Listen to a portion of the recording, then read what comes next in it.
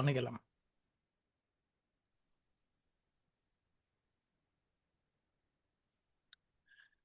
সুপ্রিয় দর্শক, শুভেচ্ছা নিন। আমাদের নিয়মিত লাইভ অনুষ্ঠান দায় মুক্তি আজ সপ্তম পর্ব। বিজয়ের মাস ডিসেম্বরে এটা আমাদের দ্বিতীয় আয়োজন। সবাইকে বিজয়ের শুভেচ্ছা। বিজয়ের মহানায়ক, সর্বকালের সর্বশ্রেষ্ঠ বাঙালি জাতির পিতা বঙ্গবন্ধু শেখ মুজিবুর রহমানকে সশ্রদ্ধ চিত্তে স্মরণ করি। আর এই বিজয় অর্জনের যুদ্ধে যারা শহীদ হয়েছেন, নির্যাতন নিপীড়নের শিকার হয়েছেন, তাদের সবাইকে গভীর শ্রদ্ধার সঙ্গে স্মরণ করি। সশ্রদ্ধ সালাম জানাই বীর মুক্তিযোদ্ধাদের।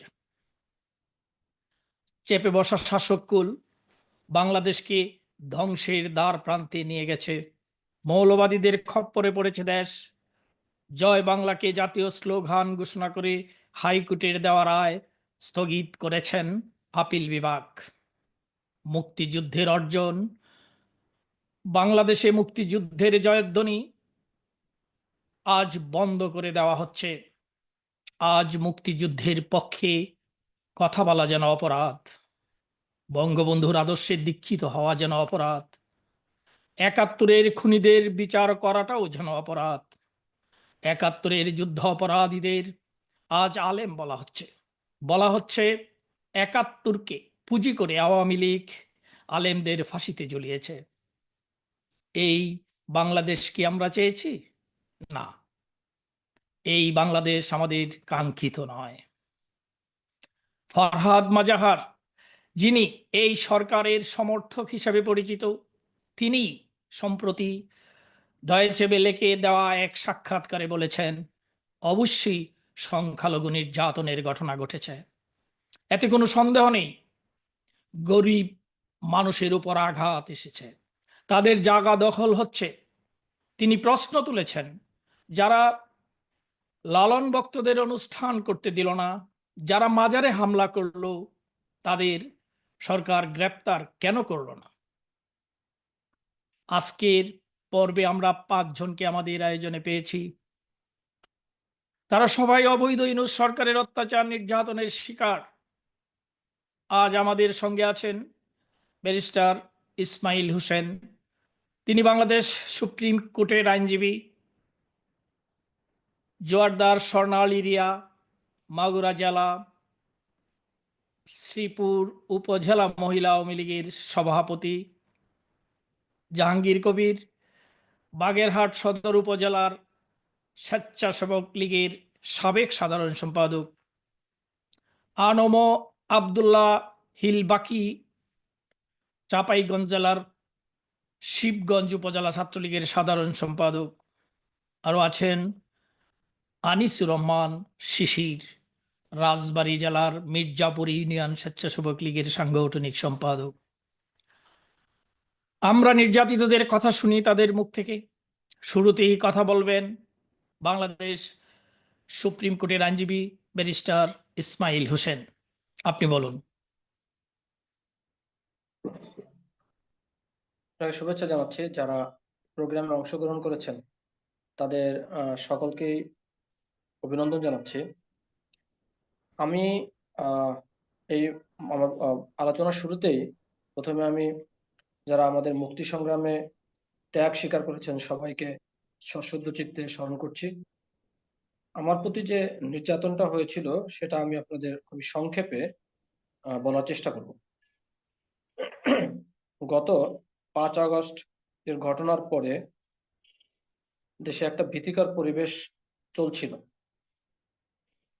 এবং সেটা আগস্ট মাস আমাদের শোকের মাস ছিল, তা আমরা সেটা বুঝতে পারছিলাম।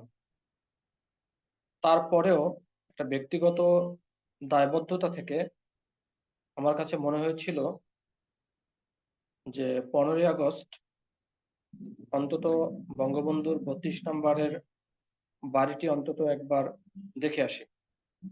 সেজন্য আমি আমার এক বন্ধুকে সাথে নিয়ে তার সাথে আলোচনা করি। সে বলল, ঠিক আছে, আমরা তো কোনো ধরনের মিটিং, মিছিল, হাঙ্গামা, কারোর সাথে মারামারি এগুলো করব না, বা করার মতো সিচুয়েশন আমরা নাই। আমরা শুধু একটু যাব, ওখান থেকে ঘুরে আবার আমরা আমাদের যার যার কাজে চলে যাব। তো সেভাবে আমি আমার আমার বন্ধু আমাদের আমার কোর্টের ড্রেস পরা ছিল, যে আমি ওইদিন কোর্ট করব, সেজন্য আমি বের হয়েছি। আমার বন্ধু সে অন্য একটা জায়গায় জব করেন, তিনি ওনার জবে যাবেন।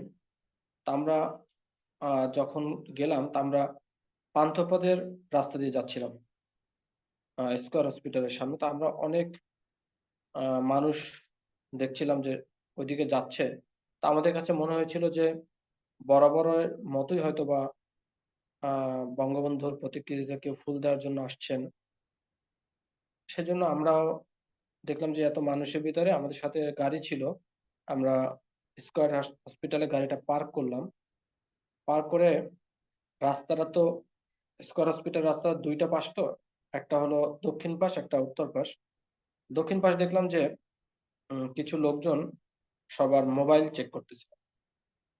আমরা চিন্তা করলাম যে আমাদের আবার কোনো হ্যাসেলে পড়তে পারি, তা এই জন্য আমরা উত্তর পাশ দিয়ে আমরা গেলাম। যখন শুক্রাবাদের স্কয়ার হসপিটাল রাস্তা দিয়ে বঙ্গবন্ধু বাড়ির যে মেন মিরপুরের যে রোডটা, ওই রোডটাতে যখন ঢুকলাম, তখন দেখলাম বিভিন্ন ধরনের মানুষজন ওখানে আছে না।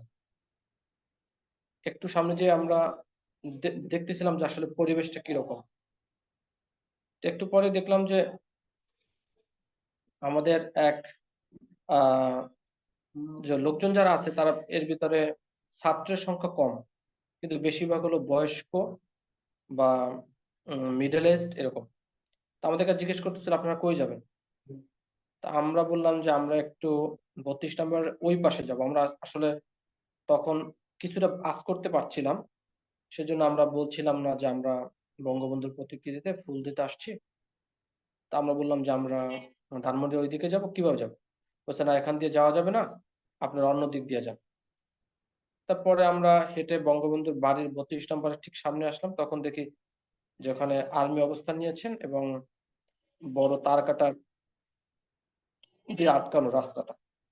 তা আমরা আরেকটু হেঁটে, যে একটা ওভারব্রিজ আছে রাফা প্লাজা, ওইটা বোধহয় নাম, ওর সামনে দিয়ে যে একটা রাস্তা আছে বঙ্গবন্ধুর বাড়ির পেছন থেকে যাওয়ার জন্য, ওই পশ্চিম পাশটা যাওয়ার জন্য, ওখানে গেলাম। দেখি ওখানে শিবিরের লোক, জামাতের লোকজন, তারা বললো না, এখান থেকে যাওয়া যাবে না, এবং আমাদের খুব ধমক টমক দিল। আমরা তখন দেখলাম যে আমাদের আসলে কোনো 32 নম্বরের দিকে যাওয়ার মতো কোনো সুযোগ নেই। তাহলে আমরা চলে যাবো আর কি, আমাদের প্ল্যান হলো এটা, আমরা চলে যাবো। তা আমরা যখন ঘুরে রাস্তার এপাশে এসে হেঁটে হেঁটে আমরা দুজনেই আসতেছিলাম, যেখানে যে একটা স্কুল আছে, নাম বোধহয় শুক্রবাদ উচ্চ বিদ্যালয় বা কলেজ এরকম। তার সামনে দেখলাম অনেকজন মহিলাকে বসিয়ে রাখছে একটা বেঞ্চের উপর। তা আমরা, এবং তাদেরকে খুব বিমর্ষ দেখাচ্ছিল। তা আমি জিজ্ঞেস করলাম যে ওনাদেরকে বসিয়ে রেখেছেন কেন। তো তখন কেউ কোনো কথা বলছে না, আর মহিলারা চুপচাপ বসে আছে। তা একজনে বলল যে ওনারা ফুল দিতে আসছেন, তা ওনাদেরকে বসিয়ে রাখছি। তা আমি বললাম যে ওনারা ফুল দিতে আসছেন, তা ওনাদের অসুবিধা কি, ফুল দিয়ে চলে যাবে। তখন বললো যে না, ওনাদেরকে যেতে দেওয়া হবে না। তা আমি বললাম কেন যেতে দেওয়া হবে না। বলছে না, ওনাকে যেতে দেওয়া হবে না। তখন আমি বুঝলাম যে ওদেরকে, ওই মহিলাদেরকে বাধ্য করছে আর কি, ওখানে আটকে রেখেছে এরকম ব্যাপারটা। তখন আমি দেখলাম যে আমি তাহলে এদের সাথে কথা বলে লাভ নেই, চলে যাই। তখন আমি যখন যাচ্ছি, তখন আমাকে একটা ছেলে বলতেছে যে তুই কে, তুই এখানে জিজ্ঞেস কর রাখে, এই কথা বললো। তো আমি ওর কথা না শুনে দ্রুত আসতে যাচ্ছিলাম, তখনই আমাকে পিছন দিয়ে যে আমার শার্ট ধরে টান দিল। তারপর জিজ্ঞেস করলো তুই কে, তোর মোবাইল দে। তখন আসলে একটা কথা কি, যে আপনারা জানেন আমি সুপ্রিম কোর্ট একজন লয়ার। সাধারণত সমাজের বেশিরভাগ মানুষই, যাদের সাথে আমি কথা বলি, যারা আমার ক্লায়েন্ট বা আশেপাশে যত মানুষই আমার সাথে, সবাই আমার সাথে একটা ন্যূনতম ভদ্রতা রেখে আমার সাথে কথা বলে, রেসপেক্ট করে। তো ওরা আমাকে খুব বাজেভাবে বললো। বলার পরে আমি বললাম যে আমি সুপ্রিম কোর্টের লয়ার। বলতেছে যে তুই তোর মোবাইল দে। ওরা আমার মোবাইলটা ছিনিয়ে নিয়ে গেল, নিয়ে গিয়ে চেক করতেছিল। চেক করে আমার আমার ফেসবুক আমি মানে ইনস্টল করা নাই, ইউজ করি না আমি। তখন কি কি মোবাইল ঘাটলো না কি করলো, আমার সব ইনফরমেশন নষ্ট করছে। বললো যে তুই হলে ভারতের রয়ের এজেন্ট।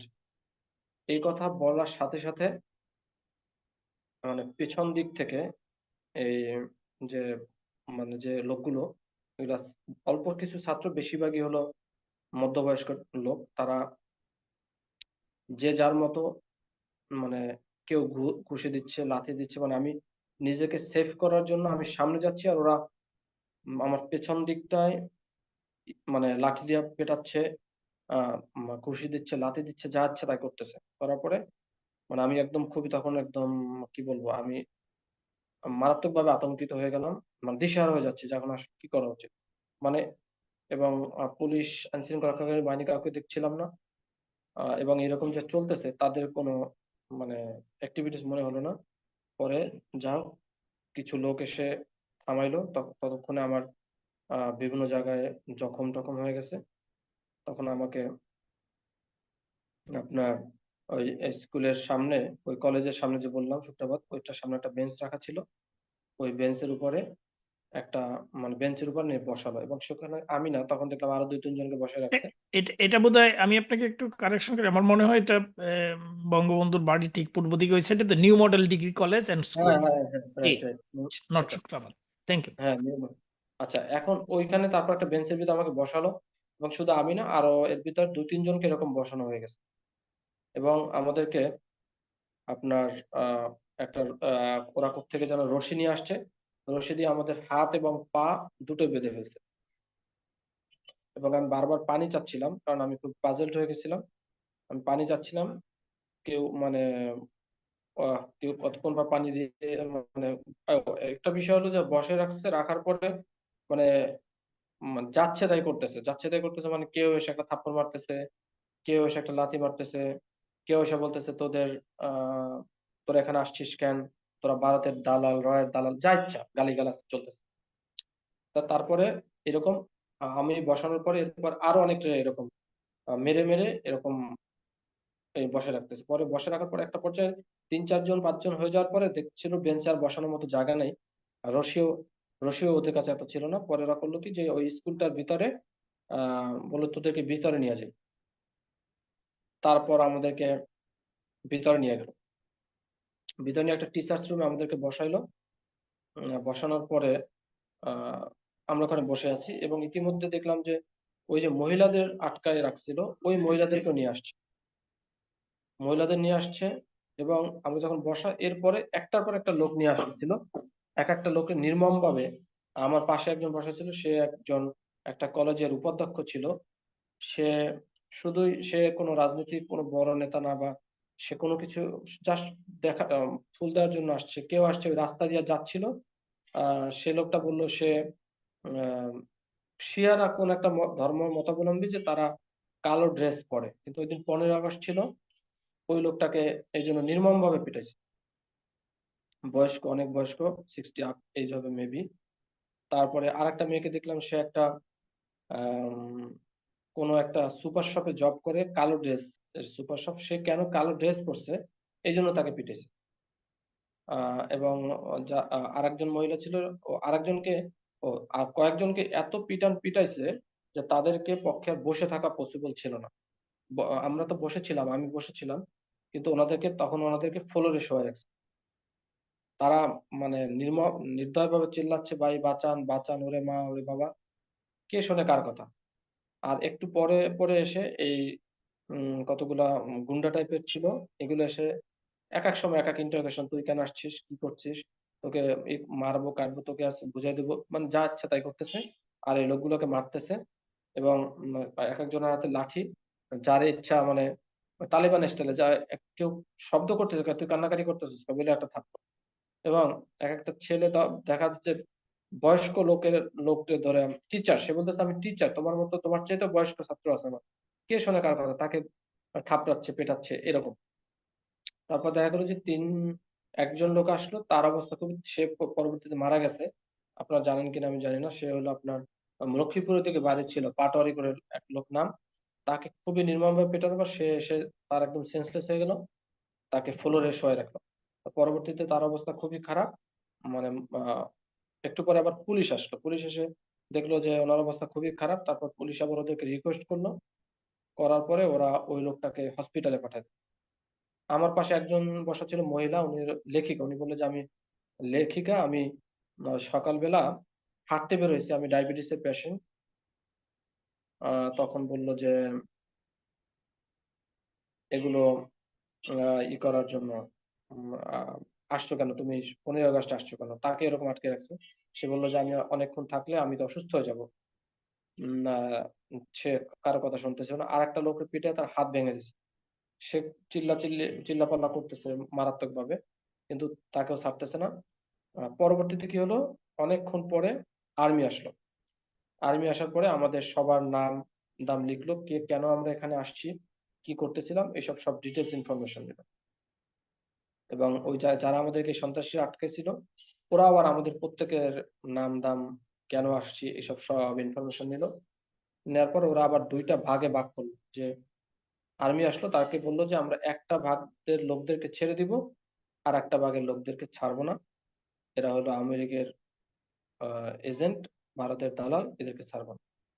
আর্মি অফিসার যে আসলো, সে সে আমার মতে সে খুব বুদ্ধিমান ছিল। সে বললো যে না, আমি অর্ধেক নিব না, সেটা হবে না, আমি পুরোটাই নিব। তখন ওরা ওনার কথা রাজি হচ্ছিল। এরপরে আপনার যেটা হলো যে উনি আর্মি, পরে আবার আর্মি অফিসার অনেক, প্রথমে যে আসছিল অল্প কিছু লোক ছিল, পরবর্তীতে সে আরো ফোর্স নিয়ে আসলো। ফোর্স নিয়ে আসার পরে সে আমাদের সবাইকে উঠালো। তার গাড়িতে করে উঠাই নিয়ে আমাদেরকে নিউ মার্কেট থানায় নিয়ে গেল। নিউ মার্কেট থানায় নিয়ে আমাদেরকে সবার নাম দাম লিখে সবার গার্ডিয়ান এদেরকে তাদের হেফাজতে ই করলো আর কি, হস্তান্তর করলো। আর হলো যাদের গার্ডিয়ান ছিল না তাদেরকে বিভিন্ন ভাবে আর কি ওখান থেকে মাস আসতে হলো আর কি। তো এরকম একটা মানে ভয়ঙ্কর একটা সিচুয়েশন আচ্ছা, দিয়ে আসলে। আচ্ছা, আপনার কাছে একটু প্রশ্ন প্রশ্ন হলো, এই যে যারা আপনাকে বসালো, পিটালো, এত কিছু করলো, এদের কি আপনি কাউকে কি চিনতে পেরেছেন? যে বা তাদের কেউ আপনার পরিচিত, বা তাদের পরিচয় বা কোনোভাবে জানতে পেরেছেন এরা কারা, রাজনৈতিক পরিচয় বা? জানতে, না, এদেরকে আমি পূর্ব থেকে আমি কাউকে হ্যাঁ, এটা চিনতাম না। আমরা বুঝি যে তারা সন্ত্রাসী, তারা এই অপশক্তির, অবৈধ ক্ষমতা দখলকারীদের দূষর, এটা তো বলার অপেক্ষা রাখে না। তারা যে কাজগুলি করেছে এগুলি তালেবানি স্টাইলে জঙ্গিরা যেগুলি করে তা করেছে, এটা বুঝি, কিন্তু আপনার পরিচিত কিনা? না, আমার পূর্ব থেকে কেউ পরিচিত ছিল না।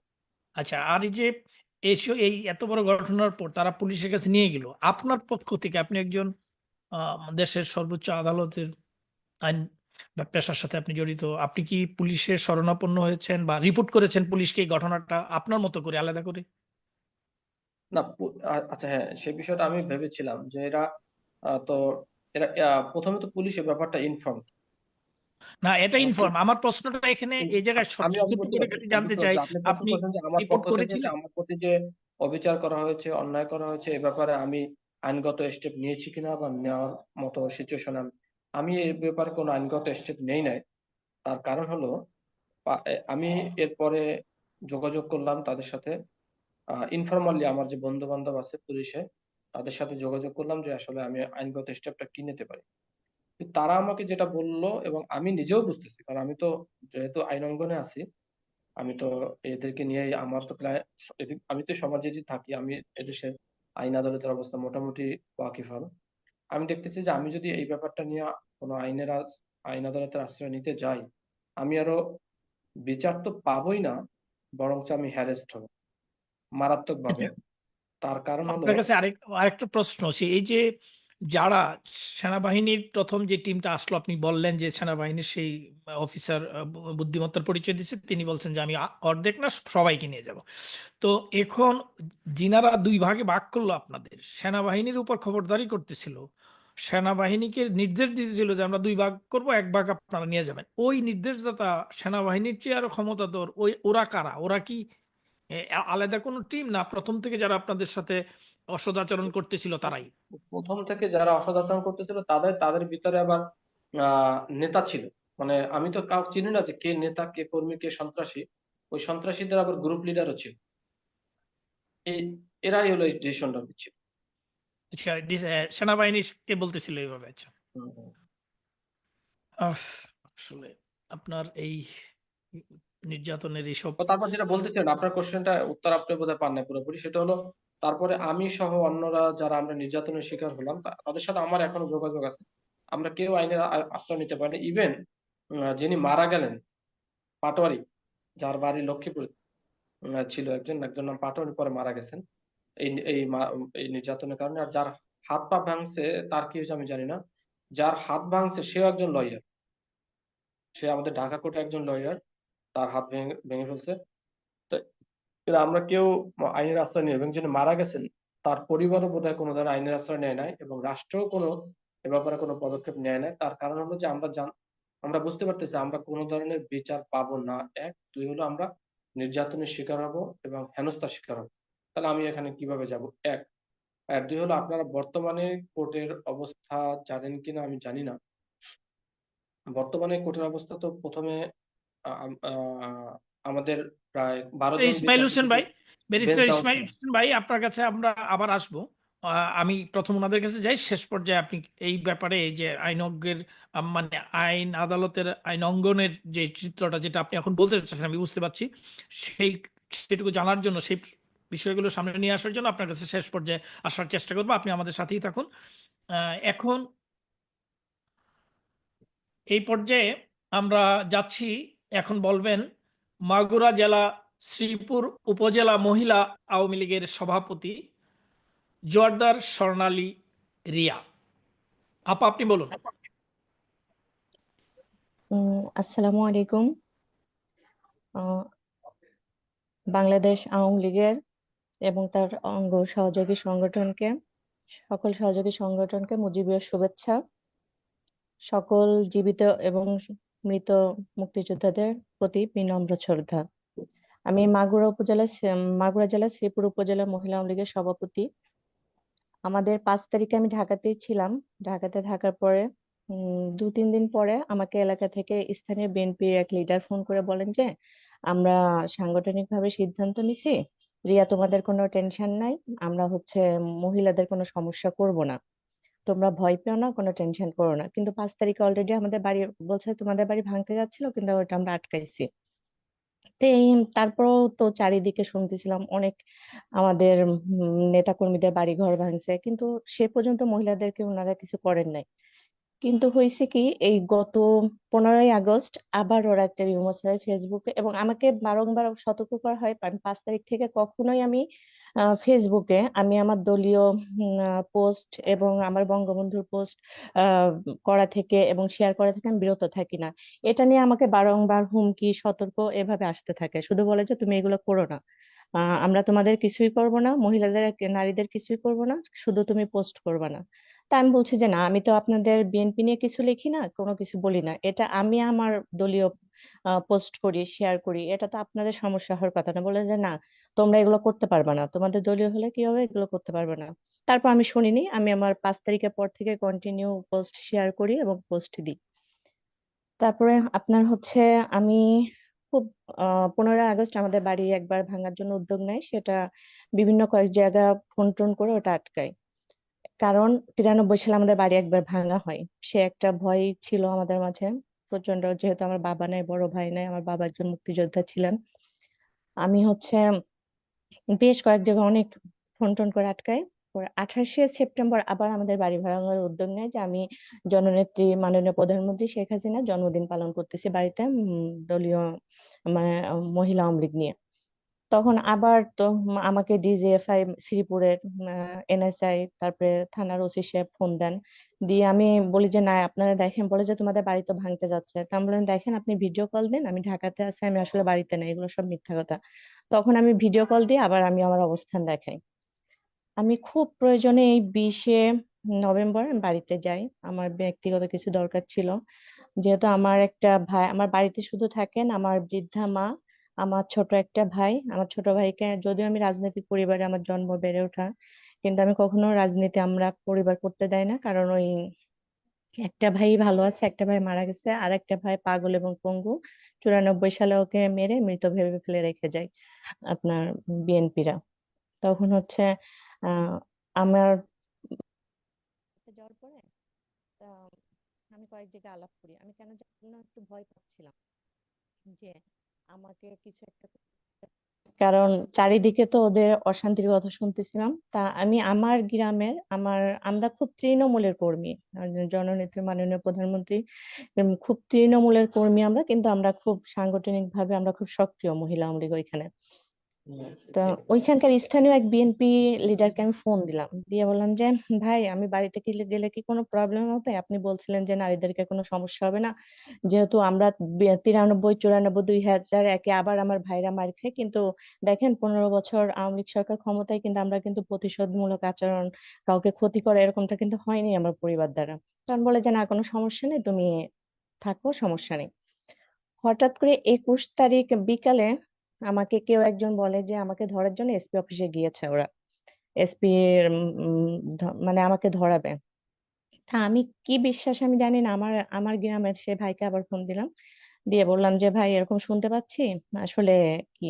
তাহলে যে আরে না, আমি এগুলা কি বলো, আমি দেখি, ফোন করে দেখি। তা উনি ফোন করে কিছুক্ষণ পরে দেখি ওনার এক সহযোগীকে পাঠাইছে আমাদের বাড়িতে। পাঠানোর পরে তো বলে যে তুমি হচ্ছে, কে বলছে তোমার কাছে এগুলা, এগুলা সব ভুল কথা। উনি আবার আমার সামনে থানায় ফোন টোন দেওয়ার ইয়ে করলো।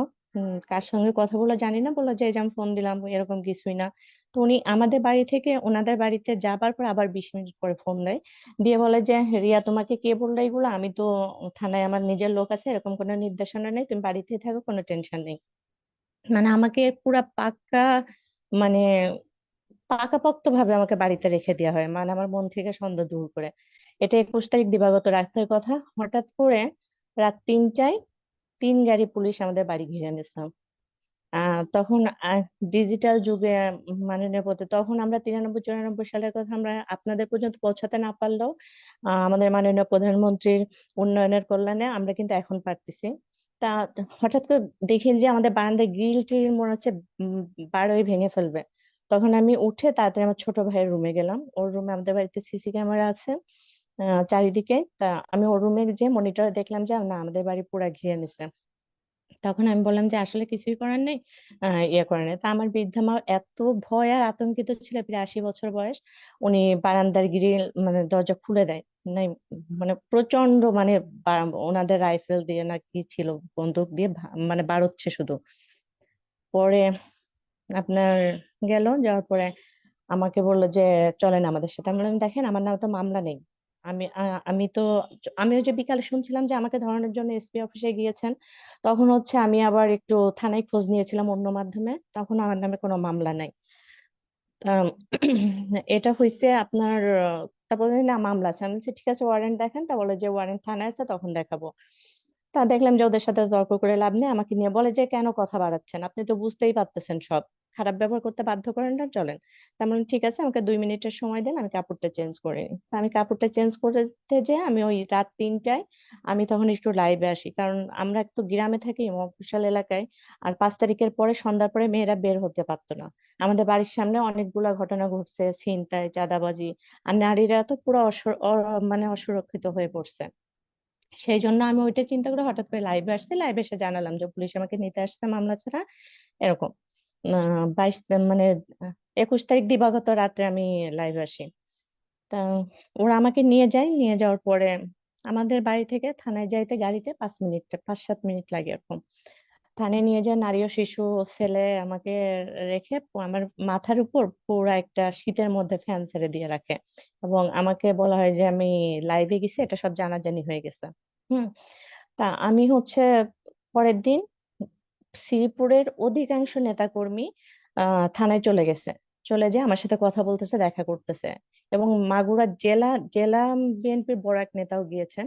ওনারা সিদ্ধান্ত নিতে পারতেছেন না যে কি মামলায় আমাকে দিবেন।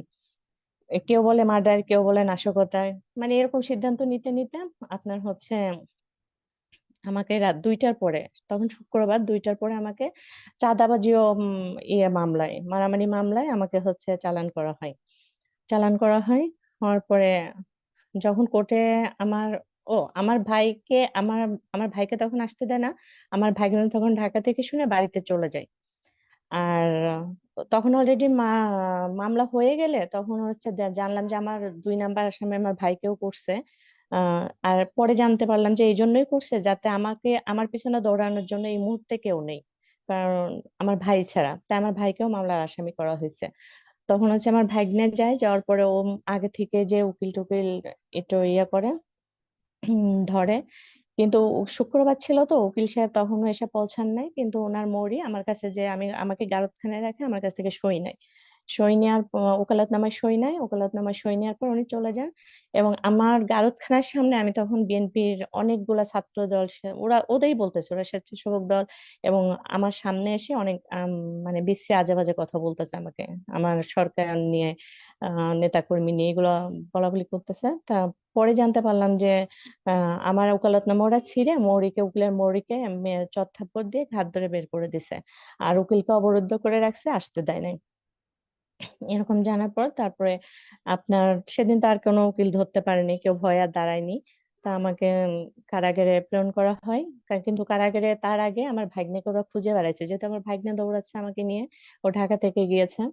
তখন ওকে মারার জন্য খুঁজে বেড়াচ্ছে। ও জাস্ট একজনের একটু ম্যানেজ করে, ওরা আবার আমাকে ডিম টিম মারার জন্য অনেক মানে ডিম কিনছে। তা ও বলছে যে দেখেন, আমার আন্টি তো এত বড় লিডার না যে তাকে ডিম মারবেন, সে একটু অসুস্থ মহিলা মানুষ, আপনারা এটা করেন না। তখন ওদের কিছু টাকা দেয়, ওরা আর এটা করে না। না করার পর তখন বুঝলাম যে টাকা দিলে ওরা অনেক কিছু করেন আবার, এরকম। পরে কারাগারে আমাকে যখন নিচে দোতলা থেকে নিচে নামানো হয়, তখন দেখলাম যে মানে আমার সাথে আরো কয়েকজন আসামি কারাগারে প্রেরণ করার পর 5 দিন কোনো উকিল, এখন তো আওয়ামী লীগের কোনো উকিল আপনার উকিল বাড়ি যেতে পারে না, কোনো উকিল কোথাও খুঁজে পায় না, কোথাও কেউ দাঁড়ায় না ভয়ে। ওরা সব জায়গায় বলে দেয় যে আমার পক্ষে কেউ কোনো উকিল দাঁড়াবে না। সবাইকে হুমকি দেয়, জিআরও কে হুমকি দিয়ে আসে যে এই নামে কোনো নথি আসলে আপনারা নেবেন না, এবং আপনারা হচ্ছে আমাদেরকে জানাবেন। 5-6 দিন এইভাবে কোনো উকিল না পাওয়ার পরে আমি আবার থানায় ওদের কাছে বলছিলাম কি, দেখেন প্রত্যেকটা নেতাকর্মী যে আমার সাথে আবার দেখা করতেছিল, আমি বললাম যে প্রত্যেকে হাত জোড় করে আমি কান্না করতেছি যে দেখেন, আমার 2টা বাচ্চা আছে, ওদের দেখা, আমি ছাড়া ওদের দেখার কেউ নাই। আপনারা এমন কোনো মামলা দিয়েন না যাতে আমার জামিন না হয়। কারণ আমাকে খুব মানে কান্না করে হাত জোড় করে আমি অনুরোধ করতেছিলাম। তখন ওরা আমার কথা শোনে না, পরে তো মামলা দিয়েই পাঠালো। পরে দিল, উকিল তো ধরতেই দিচ্ছিল না। তারপরে আমার এই কথাটা কোন একটা উকিল জানছিল যে আমার 2টা বাচ্চা আছে, আমি আমি ছাড়া ওদের দেখাশোনা করার কেউ নাই। তখন সে মানবতার খাতিরে সে 6 দিন পরে যে মামলাটা হাতে নেয়, নেওয়ার পরে, এবং এরা বলে দেয় 3 মাসের আগে আমাকে কোনো উকিল দাঁড়াতে পারবে না আমার পক্ষে, আমার জামিন হবে না। এখন উকিল মামলাটা নেওয়ার পরে দেখে কি আমার উপর 8টা ধারা দিয়েছে। এই 8টা ধারার এমন একটা ধারা আছে যেটা জজ, মানে জজ কোর্ট ছাড়া হবে না, ম্যাজিস্ট্রেট কোর্টে জামিন দিতে পারবে না। ওরা ইচ্ছা করে এটা করছে। তারপরে উম, উকিলটা উনি বিএনপি মাইন্ডের হলো, খুব ভালো ছিলেন। আমার ওনার ভিতরে একটু মায়া হয়েছে যে আমার 2টা বাচ্চা আছে। তারপরে আমার ওই দিনগুলোর কথা মনে পড়লে মানে আমার শুধু আমার কষ্টটা হচ্ছিল যে আমার বাচ্চাদেরকে দেখতেছে, আমার বাচ্চারা ঢাকায় একা একা। তারপরে উনি ম্যাজিস্ট্রেট কোর্টে জামিন হলো না, উনি ওটা গোপনে করছে, এবং জাজ কোর্টে উনি যেদিন জামিন ধরে, উনি ওই দিনও ওরা খুঁজতে গেছে যে আমার নামে কোনো নথিপত্র, যেহেতু ম্যাজিস্ট্রেট কোর্টে নট বেল হয়েছে, ওরা জেনে গেছে যে কোনো একটা উকিল আমার পক্ষে দাঁড়িয়েছে। ওরা হন্যে হয়ে খুঁজে বেড়াচ্ছে, যেদিন আমার জামিনের ডেট থাকে সেদিনই হচ্ছে বিএনপির নেতাকর্মীরা ঘিরে যায় এবং ফেসবুকে লাইভে এসে আমন্ত্রণ জানায় যে আজকে অমুকে জামিন ধরবে, তোমরা সবাই চলে আসো। পরে আপনার জাজ কোর্টে যেদিন উনি উনি একটু কৌশল অবলম্বন করছিল, সেটা হচ্ছে উনি প্রথম আমার নথিটা জমা দেয় না। আম, ইয়ে করার পরে মাঝামাঝি মামলা, মানে এজলাস চলাকালীন, মানে জাজ উঠে যাওয়ার পরে কোর্ট চলাকালীন সময় একদম শেষের দিকে উনি যে পেশকারের মাধ্যমে আমার নথিটা ঢুকাই দেন। তার আগে যে ওরা প্রত্যেকটা নথি চেক করেন যে আমার মামলা মানে আমার নামে কোনো নথি ঢুকছে কিনা। পরে উনি অনেকক্ষণ শুনানি শেষে যাই হোক সেগুলো আর বললাম না। অনেক ইয়ে করে হয়তো বা আল্লাহ আমার বাচ্চাদের কথা চিন্তা করে সেদিন আমার জামিনটা হয়েছিল, কিন্তু এটা গোপন ছিল। উনি জামিন করে উনি উনি ভয়ে বাড়িতে চলে গেছেন, উনি আর সেদিন চেম্বারে যান নাই। পরে আমার জামিন, আমি 16 দিন কারাগারে ছিলাম। 16 দিনের পরে কিন্তু আমার প্রথম ভুল হয়েছিল, আমি মনে করতাম যে আমি 14 দিন রয়েছি, আসলে 14 দিন না, পরে হিসাব করে দেখলাম যে 16 দিন ছিলাম। কারণ আমি এতটা মানসিক ভাবে ইয়ে ছিলাম। আহ পরে আপনার আমি যখন আমাকে যে বের করার সময়, এর আগে তো কখনো কারাগারে যাইনি, এই প্রথম। আমার বাবার অনেক জেল 94 সালে 32টা মামলা ছিল, ওনারা অনেক হ্যারাসমেন্ট হয়েছে, কিন্তু আমি এই প্রথম কারাগারে গেলাম। অনেক ফর্মালিটি আছে ওগুলা ইয়ে করে।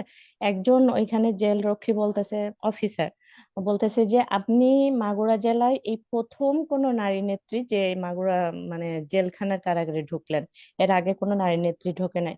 তখন আমি মনে মনে ভাবলাম যে আওয়ামী লীগ সরকার তো 15 বছর ক্ষমতা ছিল, কই মহিলা দল ছিল, তারা তো কখনো এরকম মানে হ্যারেজ হয় নাই আমাদের মতো। ওরা তো ওদের প্রতি কোনো অবিচার করেনি।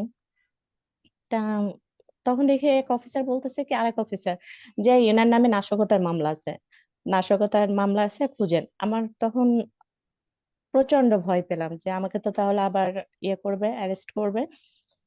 ওরা কি কাগজ টাগজ খুঁজে তখন বললো যে হ্যাঁ, না ওইরকম আসে না, তবে শুনছিলাম ওনার নাশকতার মামলা আছে, খুঁজে পেলাম না। যাই হোক, ওই একদম জেলখানার মেন গেট পার না হওয়া পর্যন্ত একটু আতঙ্কেই ছিলাম যে এই বুঝি আবার আমাকে শোন অ্যারেস্ট করে। পরে যাই হোক, আমাকে সবাই ওইখান থেকে বাড়িতে আর যেতে দেয় না, বললো তুমি ঢাকায় চলে যাও। ওরা তো ইয়া হুমকি দামকি দিচ্ছে অনেক। তখন আমি বললাম যে না, আমি এইভাবে পালায়ে যাব না, লুকায়ে যাব না, আমি বাড়িতে যাব। আমি যদি এইভাবে এই দিক দিয়ে চলে যাই সবাই বলবে যে আমি পালাই গেছি। তখন আমি বাড়িতে যাই। বাড়িতে যে শুনলাম যে আমার যারা ওরা যাদেরকে চিনতো মহিলা আওয়ামী লীগের কর্মীদের প্রত্যেকের বাড়ি গিয়ে গিয়ে হুমকি দিছে, চাঁদা চাইছে, এবং প্রত্যেকটা মানে যারা ওরা যাদেরকে চিনতো প্রত্যেকেই ঘর ছাড়া। এত একটা ভীতিকর পরিবেশ এলাকায় সৃষ্টি করে রাখছে। দেখেন আমরা তো মানে একদম মফস্বলের তৃণমূলের কর্মীরা, আমরা তো কখনো কারোর ক্ষতি করি না, আমরা সাংগঠনিক কার্যক্রম করছি, উন্নয়নমূলক কাজ করছি, সমাজ সেবামূলক কাজ করছি, এর বাইরে কিন্তু কেউ বলতে পারবে না। আমি আজকে লাইভে ওপেন বলতে পারতেছি, মানে ওপেন বলতেছি, আমার এলাকার কোনো বিএনপি লিডার বলতে পারবে না যে আমাদের দ্বারা কেউ ক্ষতিগ্রস্ত, আমরা কারো ক্ষতি করছি, অন্যায় করছি কারোর সাথে। কিন্তু আচ্ছা আমি আচ্ছা একটা আপা, নারী, আমার আচ্ছা আপা, নারীকে সহ্য করতে পারলো না। আপা আপনার কাছে একটা প্রশ্ন। এই যে হুম, হ্যাঁ, প্রশ্নটা হলো এই যে বঙ্গবন্ধু এবং আওয়ামী লীগকে নিয়ে আপনি যখন পোস্ট দেন, তখন জি, আপনি বলছেন যে বিএনপি নেতৃবৃন্দ আপনাকে বাধা দিচ্ছে যে এগুলি করো না বা ইত্যাদি ইত্যাদি। এরা জি, কারা? বিএনপি নেতৃবৃন্দের নাম জি। বলা যাবে? ওরা কারা? ওরা আহ, যারা এইভাবে ফোন করে আপনাকে বলেছে, মানা করেছে যে এগুলি বঙ্গবন্ধু এবং আওয়ামী, যে বঙ্গবন্ধুর কারণে আমরা বাংলাদেশ পেয়েছি, সেই বাংলাদেশের স্রষ্টার নামে আপনি কোনো পোস্ট জি, জি, করতে পারবেন না। জি। এই বাধা সৃষ্টিকারী কে, কারা? এদের নাম এটা আমরা কি জানতে? একজন আছে হচ্ছে আপনার আমার স্থানীয় আওয়ামী লীগের, সরি বিএনপি লিডার আছে আপনার, নালিম আছে। তারপরে হচ্ছে আপনার এমনি মনোয়ার খান খোকন, মানে মনোয়ার খান, উনি এরা উনি সব একদিন বিএনপি? আমাকে নিজে বলছে। হ্যাঁ, সবাই বিএনপি।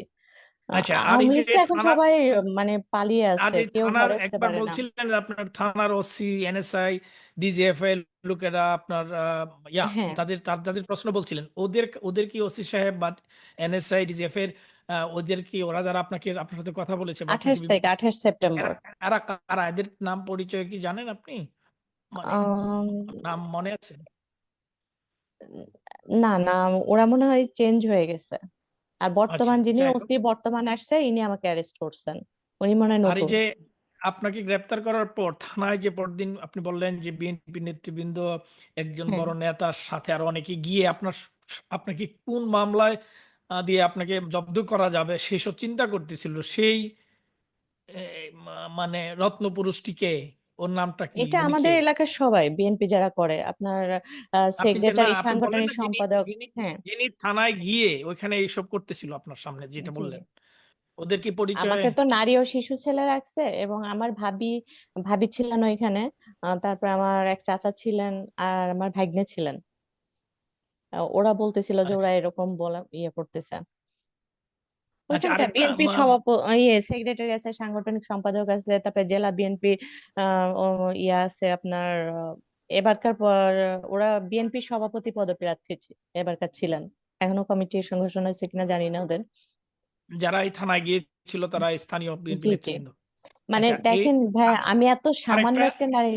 আরেকটা প্রশ্ন, ওই যে আপনাকে আপনার পরিবারের লোক ওদেরকে টাকা দিয়ে আপনাকে ডিম মারার জন্য, তারা ডিম ক্রয় করে উদ্যত হয়েছিল মারার জন্য, যেটা আপনি বললেন, তো এটা বন্ধ করতে যে তাদের কাছে তাদেরকে টাকা দিতে হয়েছে, টাকার নিয়ে তারা আপনাকে ডিম মারা থেকে না না, বিরত ডিম রয়েছে। মারে নাই।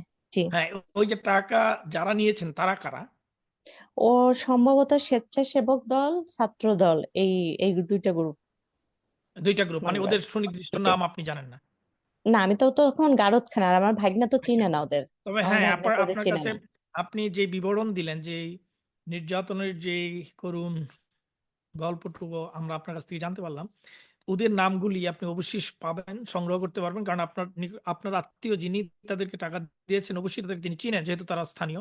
সুতরাং তাদের নামগুলি সংগ্রহ করে, প্রত্যেকের নাম, যারা সেইভাবে আপনার এই নির্যাতন নিপীড়নের পিছনে যাদের হাত ছিল, নেপথ্যে যারা ছিল, সামনাসামনি যারা ছিল, তাদের নামের তালিকা করে অবশ্যই রাখবেন, এবং সেগুলো আমরা আপনার কাছ থেকে সংগ্রহ করব।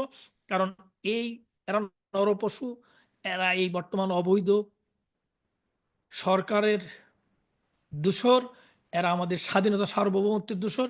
তাদেরকে অবশ্যই বিচারের মুখোমুখি করতে হবে আপা। ভাই আর আর আপনি একটা আমাদের কথা বলি। সাথেই থাকুন, আমরা। আমার জি। আমার ভাবি তো ওয়ার্ড মেম্বার রানিং। আহ এখন তো বলে যে শুধু সবকিছু তো ওরা বাতিল করে দিয়েছে, ইউপি চেয়ারম্যানটাই শুধু রাখছে, কিন্তু ওটা নামে মাত্র, কাজে নাই। আমার ভাবি যেহেতু আমার আপন ভাবি ওয়ার্ড মেম্বার, কিচ্ছু পায় না, কিচ্ছু দেয় না। আপনার টিসিবির কার্ড সব ওরা নিয়েই ভাগ টাগ করে নেয়। 5টা মনে হয় এবার দিয়েছিল, ওই 5টাও বাড়ি পারে এসে পরে নিয়ে চলে গেছে। মানে শুধু নামে মাত্র আছে যে ইউনিয়ন পরিষদটা আছে। তাছাড়া ওরাই সব করে। আমার ভাবির কল্যাণে এটা জানতে পারছি। আরেকটা আপনি বলতেছিলেন যে, যে কথাটা আপনি বললেন যথার্থভাবে, যে 15 বছর আওয়ামী লীগ ক্ষমতায় ছিল, জি। কখনো মহিলা যুব দলের নেতৃবৃন্দ বা বিএনপি জামাতের কোন নেতা নেত্রীকে এভাবে জেলখানায় আমি পুরে দেন ওই প্রথম এলাকায়। একজন নারী নেত্রী, এই প্রথম কিন্তু গিয়েছি কেমনে? হ্যাঁ, দেবে কি করে? কারণ তখন তো 15 বছর বাংলাদেশের সরকার প্রধান ছিলেন মানবতার নেত্রী, বঙ্গবন্ধু কন্যা, যিনি আন্তর্জাতিকভাবে স্বীকৃত সৎ রাষ্ট্রনায়ক। সুতরাং তার ক্ষমতায় থাকাকালীন কোনো অবস্থাতেই কোনো নারী, শিশু বা অন্যায়ভাবে কেউ নির্যাতিত নিপীড়নের শিকার হতে পারে না, হয় নাই। যে অপপ্রচারগুলি করা হয়েছে আমাদের বাংলাদেশের উন্নয়ন অগ্রযাত্রার মহানায়ক বঙ্গবন্ধু কন্যা জননেত্রী শেখ হাসিনার বিরুদ্ধে, নেহায়েত নিছকই বানানো গল্প, তার প্রমাণ আজকে দেশবাসী পাচ্ছে। যে মানুষগুলি এই অপপ্রচারে বিভ্রান্ত হয়ে আমাদের আওয়ামী লীগের বিরুদ্ধে, জননেত্রী শেখ হাসিনার বিরুদ্ধে সোচ্চার হয়েছিলেন, তাদের মুখ থেকে আজকে আমরা শুনতে পাই, শেখ হাসিনাকে আমাদের ফিরিয়ে এনে দাও, তারই দরকার, তিনি জি হ্যাঁ, আমি যথার্থভাবে গ্রামে আমাদের এটা জন্য সবার মুখেই নেতৃত্ব শুনি। দেওয়ার। হ্যাঁ, হ্যাঁ, আপা আপনি ধন্যবাদ, আপনি আমাদের সাথেই জি থাকুন। ভাইয়া। এই অপশক্তির, অপশাসনের যবনিকাপাত অবিলম্বে হবে ইনশাআল্লাহ এই বাংলার মাটিতে, বঙ্গবন্ধুর বাংলাদেশে। আপনি আমাদের সাথেই থাকুন। এবার নির্যাতনের কথা বলবেন বাগেরহাট সদর উপজেলা স্বেচ্ছাসেবক লীগের সাবেক সাধারণ সম্পাদক জাহাঙ্গীর কবির। জাহাঙ্গীর কবির, আপনি বলুন।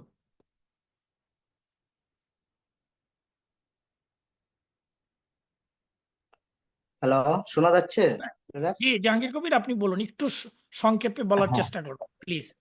জি জি, ওদের অবশ্যই আমি সময়। আর সংক্ষেপে বলবো। আমি সর্বপ্রথম ধন্যবাদ জানাচ্ছি আজকের এই লাইভ প্রোগ্রামে আমাকে সুযোগ দেওয়ার জন্য। আমি সর্বপ্রথম স্মরণ করছি সর্বকালের সর্বশ্রেষ্ঠ বাঙালি, হাজার বছরের শ্রেষ্ঠ বাঙালি, জাতির জনক বঙ্গবন্ধু শেখ মুজিবুর রহমানকে, যার আদর্শের স্বপ্ন বাস্তবায়নের জন্য আমি আওয়ামী লীগের রাজনীতি করি। আর যেহেতু বিজয়ের মাস ডিসেম্বর, আমি আন্তরিকভাবে তাদের স্মরণ করছি, তাদের রক্তের বিনিময়ে, আত্মত্যাগের বিনিময়ে আজকের আমাদের এই স্বাধীন বাংলাদেশ আমরা পেয়েছিলাম বা পেয়েছি এখনো। তো আমার আমার জীবনে যেটা ঘটে গেছে 5ই আগস্ট, এটা খুবই আমার কাছে বেদনাদায়ক, দুঃখজনক। 5 তারিখ সকাল থেকে অনুভব করতেছিলাম জননেত্রী শেখ হাসিনা হয়তো ক্ষমতা ছেড়ে দেবে, অথবা সেনাবাহিনী ক্ষমতা নিয়ে যাবে আজকেই, এমন একটা অনুভবের মধ্যে ছিলাম। তা আমরা পরিবারে আমরা 4 ভাই, রাজনীতির সাথে জড়িত। আমার বড় ভাই শ্রমিক লীগের রাজনীতি করে। আমি আহ স্বেচ্ছাসেবক লীগের সাথে ছিলাম। আমি সাংবাদিকতা করি। আমি হয়তো আগে বলা হয়নি, আমি বাগেরহাট সদর উপজেলা প্রেস ক্লাবের আমি বর্তমান সাধারণ সম্পাদক এবং প্রতিষ্ঠাতা আমি প্রেস ক্লাবের।